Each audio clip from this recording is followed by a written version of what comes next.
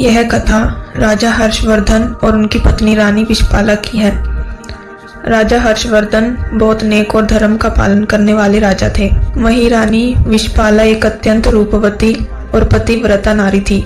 उनकी जिंदगी बहुत अच्छे से चल रही थी। फिर एक दिन समय ने करवट ली और उन्हें अपनी जिंदगी के बहुत भयानक दौर से गुजरना पड़ा। स्वर्ग लोक में एक बार शनि देवता और लक्ष्मी जी की कहासुनी हो गई। शनिदेव के अनुसार वे लक्ष्मी जी से बड़े थे और लक्ष्मी जी के अनुसार वह शनिदेव से बड़ी थी। इस बात को लेकर उन दोनों में काफी देर तक बहस होती रही और वे दोनों कोई फैसला नहीं कर पाए। आखिर उन्होंने सोचा कि मृत्यु लोक में सबसे ईमानदार व्यक्ति से यह फैसला कराया जाए। उन दोनों ने सोचा कि मृत्यु लोक में प्रयागराज के राजा हर्षवर्धन के पास जाया जाए। जब शनि देवता और लक्ष्मी जी हर्षवर्धन के पास पहुंचे और अपनी बहस का निर्णय मांगा तो उनको उत्तर देने का कोई उपाय न सूझा।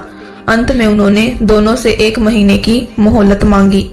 यह सुनकर शनि देवता व लक्ष्मी जी चले गए और कह गए कि वह अपने झगड़े का फैसला सुनने 1 महीने बाद जरूर आएंगे। उनके जाने के बाद हर्षवर्धन का सोना जागना हराम हो गया, क्योंकि वे जानते थे कि वह एक को बड़ा बताएंगे तो दूसरा अवश्य ही गुस्सा होगा और उन पर भारी संकट आ जाएगा। उसको चिंता में देख उनकी पत्नी विशपाला ने चिंता का कारण पूछा। जब हर्षवर्धन ने सारा हाल कह सुनाया तो उनकी पत्नी विशपाला बोली कि आप एक चांदी का और दूसरा सोने का आसन बनवाएं। सोने का आसन अपनी गद्दी के दाहिने ओर तथा चांदी का आसन बाईं ओर रहेगा। जब लक्ष्मी जी और शनिदेव आएंगे तो लक्ष्मी जी आपके दाहिने तरफ का आसन ग्रहण करेंगी, क्योंकि वे माता स्वरूप हैं, और शनिदेव बाईं तरफ का आसन ग्रहण करेंगे। आप उनके किसी प्रश्न का उत्तर ना दें और जब वह पूछें कि क्या बात, तो आप उनसे कह दें कि आप लोगों ने स्वयं ही अपना फैसला कर लिया है। 1 महीने बाद जब लक्ष्मी जी और शनिदेव आए तो वैसा ही हुआ जैसे रानी विशपाला ने कहा था। लक्ष्मी ने दाईं तरफ सोने का आसन ग्रहण किया और बाईं तरफ शनिदेव बैठे। जब उन्होंने फैसला मांगा और अत्यधिक जोर दिया तो राजा ने वही उत्तर दिया जो रानी ने बताया था। यह सुनकर शनिदेव गुस्सा होकर चले गए। लक्ष्मी जी ने जाते जाते हर्षवर्धन से कहा कि संकट तो जरूर आएगा, परंतु मैं तुम्हारे साथ हूँ। जल्दी ही शनि देवता के प्रकोप से प्रयागराज में बहुत भयंकर अकाल पड़ा। लोग भूखे मरने लगे। यह दशा हर्षवर्धन से देखी ना गई। कोई उपाय ना मिलने पर आखिरकार लगभग 1 साल के बाद उन्होंने अपने राज्य को त्यागने का निश्चय कर लिया। एक रात को वह अपनी पत्नी के साथ राज्य को छोड़कर निकल पड़े। साथ में उन्होंने एक पोटली में हीरे जवाहरात मुसीबत के समय काम आने के लिए ले लिए। जैसे ही हर्षवर्धन विशपाला के साथ निकले, बहुत ही भयंकर आंधी तूफान आ गया और चारों ओर अंधेरा छा गया। आंधी तूफान में दोनों रास्ता भटक जाने के डर से एक जगह खड़े हो गए। तभी लक्ष्मी जी एक छोटी सी लड़की का रूप धारण करके आई और लालटेन की सहायता से उन दोनों को नदी के किनारे तक पहुंचा दिया। हर्षवर्धन अपनी पत्नी के साथ नदी के किनारे पहुंच गए, परंतु अब नदी पार करने की समस्या उत्पन्न हो गई। इतने में एक बूढ़ा नाविक नाव खेता हुआ उस तरफ आया। हर्षवर्धन ने निवेदन किया कि वह उनको नदी के किनारे पहुंचा दे। नाविक बोला कि उसकी नाव बहुत हल्की है, इसलिए एक एक करके ही वह उनको पार करा सकता है। राजा ने उसकी बात मान ली। पहले वह रानी को पार ले गया, फिर राजा हर्षवर्धन को और अंत में गहने की उस बड़ी सी पोटली को, परंतु उसने गहने की पोटली को नदी पार नहीं पहुंचाया। वह उस पोटली को लेकर गायब हो गया। हर्षवर्धन थोड़ी देर तो नाविक और पोटली का इंतजार करते रहे, परंतु जब उन्होंने देखा कि नाविक नहीं आया तो वे समझ गए कि वह बूढ़ा नाविक कोई और नहीं बल्कि शनिदेव ही थे। हर्षवर्धन और विशपाला नदी के किनारे चलते चलते एक गांव में पहुंचे। वहां के लोग जंगल से लकड़ी काटकर बेचते थे। लकड़ी का व्यापार ही उनकी कमाई का साधन था। हर्षवर्धन भी अपनी पत्नी के साथ गांव में रहने लगे। वे चंदन की लकड़ी काटकर लाते थे और पास के गांव में बेच देते थे। थोड़े ही समय में चंदन की लकड़ी को बेचकर वे काफी पैसे वाले हो गए और आराम से जीवन व्यतीत करने लगे। यह सब लक्ष्मी जी की कृपा थी। उनको आराम से देखकर शनिदेव ने फिर से एक चाल चली। एक दिन एक सौदागर जो उस गांव से चंदन की लकड़ी लेकर दूसरे देशों में जाया करता था, उसका जहाज यहाँ फंस गया। उसने बहुत प्रयत्न किया, परंतु वह जहाज टस से मस ना हुआ। उसकी समझ में नहीं आ रहा था कि क्या करे। इतने में शनि देवता ब्राह्मण का रूप धारण करके उसके पास आए। उन्होंने सौदागर से कहा कि मैं तुम्हारे जहाज को हटाने की युक्ति बता सकता हूँ। सौदागर ने जब उनसे पूछा कि वह युक्ति क्या है, तो उन्होंने कहा कि तुम गांव के लोगों को भोजन का निमंत्रण दो और उनमें से जो भी सती सावित्री होगी, यदि वह तुम्हारे जहाज को छू देगी तो तुम्हारा जहाज चल पड़ेगा। सौदागर ने शनि देवता के बताए अनुसार गांव के लोगों को निमंत्रण भेज दिया। जब वे हर्षवर्धन के घर पहुंचे तो विषपाला ने यह कहकर निमंत्रण अस्वीकार कर दिया कि मेरे पति जंगल में लकड़ी काटने गए हैं। सौदागर के आदमी ने वापस जाकर सारी बात बता दी। सौदागर समझ गया कि यही औरत पतिव्रता है और यही उसके जहाज को निकाल सकती है। वह शाम को फिर उसके घर गया। उस समय हर्षवर्धन घर पर ही थे। उसने निमंत्रण स्वीकार कर लिया। जब सौदागर ने हर्षवर्धन और विषपाला से कहा कि वह जहाज छू दे जिससे वह निकल सके, विषपाला ने अपने पति के कहने पर जहाज छू दिया और जहाज हिलने लगा। यह देखकर सौदागर के मन में पाप जागा कि क्यों ना मैं इसको अपने साथ ले चलूं।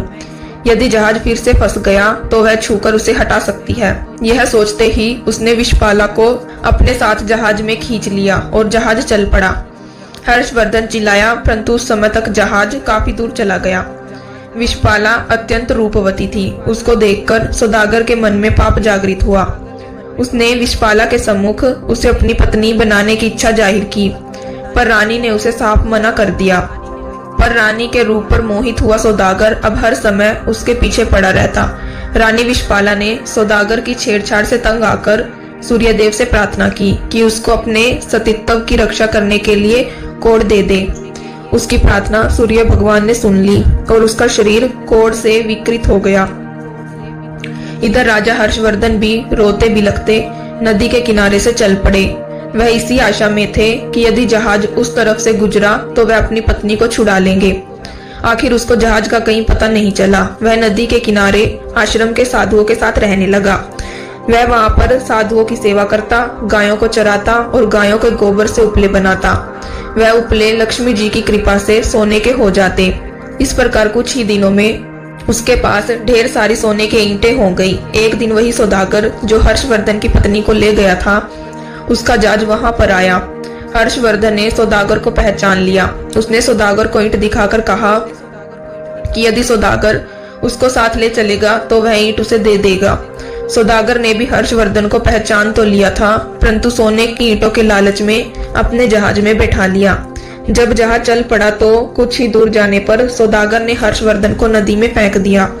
हर्षवर्धन की चीख पुकार विषपाला को सुनाई दे गई। उसने एक कांट का टुकड़ा समुद्र में फेंक दिया। उस कांट के टुकड़े के सहारे हर्षवर्धन एक पुल पर पहुंचा, जहां आते जाते जहाज से चुंगी यानी कर लिया जाता था। अनजान व्यक्ति को वहां देख वहां कामगारों ने उससे पूछा कि वह कौन है और कहां से आया है। तो हर्षवर्धन ने कहा कि वह एक अत्यंत दुखी आदमी है। वहां के लोग उसको राजा के पास ले गए। राजा ने परीक्षा मांगा तो हर्षवर्धन ने बताया कि वह एक दुखियारा व्यक्ति है जो ऐसे दर दर भटकता है। उसने राजा के सामने दया याचिका कर कोई छोटी मोटी नौकरी देने को कहा। राजा भी एक दयालु व्यक्ति था। उसने उसे वहां के बगीचे का माली बना दिया। उस राज्य के राजा के यहाँ संतान के रूप में इकलौती पुत्री थी, जिसके लिए नित्य फूलों का सुंदर गजरा बनाकर मालिन लेकर जाती थी। एक दिन राजकुमारी ने मालिन से पूछा कि आजकल गजरे कौन बनाता है, वे अत्यंत सुंदर होते हैं। मालिन ने राजकुमारी को बताया कि एक नया नौकर है जो गजरे बनाता है। राजकुमारी ने उसे देखने की इच्छा प्रकट की। जब उसने राजा हर्षवर्धन को देखा तो वह उस पर मोहित हो गई और हर्षवर्धन से ब्याह करने की हट पकड़ ली। राजा ने बहुत मना किया, परंतु जब राजकुमारी नहीं मानी तो उन्होंने लाचार होकर दोनों का ब्याह कर दिया और जंगल में एक मकान रहने को दे दिया। कुछ दिन बीत गए तो हर्षवर्धन ने राजकुमारी से कहा कि ऐसे बेकार बैठे रहकर मेरा मन नहीं लगता। तुम अपने पिता से कहो कि मेरे को जहाजों की चुंगी का ठेका दे दे। राजकुमारी ने अपने पिता से यह प्रस्ताव रखा तो राजा ने प्रस्ताव स्वीकार कर लिया। हर्षवर्धन अब आने जाने वाले जहाजों से चुंगी लेता। ऐसे ही 7 वर्ष बीत गए। शनिदेव का प्रभाव खत्म होने को आया। एक दिन सौदागर का जहाज वहीं आया। हर्षवर्धन ने उस जहाज को रोक लिया और उसे वहां से जाने नहीं दिया। सौदागर क्रोधित हो राजा के पास शिकायत लेकर गया और विनती की, महाराज, जो भी आपका कर है वो मैं हमेशा अदा करता हूँ, फिर भी मेरे जहाज को क्यों रोका गया। राजा ने जब हर्षवर्धन से पूछा कि वह सौदागर के जहाज को क्यों नहीं जाने देता, तो हर्षवर्धन ने बताया कि महाराज, इस सौदागर के पास मेरी सोने की ईंट है जो इसने मुझसे चुराई है। जब हर्षवर्धन ने सौदागर से अपनी सोने की ईंटों की चोरी की बात राजा के सामने रखी, तब राजा ने हर्षवर्धन से पूछा, क्या तुम्हारे पास इस चोरी का कोई प्रमाण है। हर्षवर्धन ने सिर झुकाकर कहा, महाराज, मेरे पास कोई प्रमाण नहीं है। हर्षवर्धन का झुका सिर देखकर सौदागर अपनी बात को और अधिक पुख्ता करने के लिए राजा से कहता है, महाराज, यह झूठ बोल रहा है, मैं शपथ लेता हूँ कि सोने की ईंट मेरी है। राजा सोच में पड़ जाता है। तभी एक तेज गर्जना के साथ शनिदेव प्रकट होते हैं और गुस्से में सौदागर की तरफ देखते हैं। उन्होंने कहा, सत्य और धर्म के साथ खिलवाड़ करने का कर्ज चुकता करने का अब तुम्हारा समय आ गया है। शनिदेव सौदागर के पास जाकर उसकी आंखों में देखते हैं। अचानक सौदागर जमीन पर गिरकर कांपने लगता है।